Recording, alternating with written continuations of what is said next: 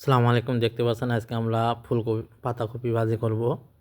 পাতাকপিটা আগে আমরা সিদ্ধ করে নিয়েছি।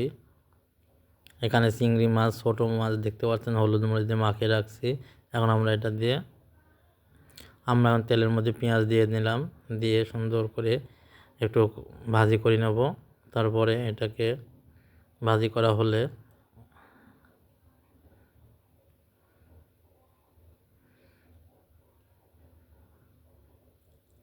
আমরা এর মধ্যে এখন দিয়ে দিলাম চিংড়ি মাছটা, দিয়ে সেরি সুন্দর করে কষায় নিয়েছি দেখতে পাচ্ছেন।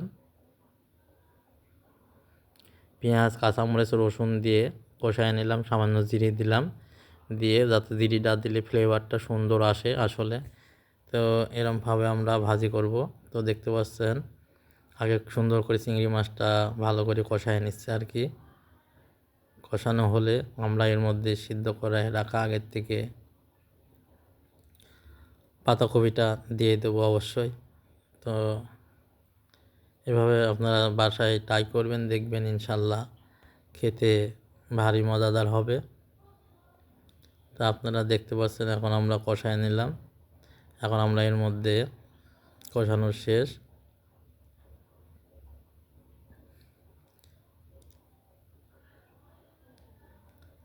আমরা এর মধ্যে এখন পাতাকপিটা দিয়ে দেবো। দেখতে পাচ্ছেন আর একটু ভালো করে কষায় ভালো করে নিলাম।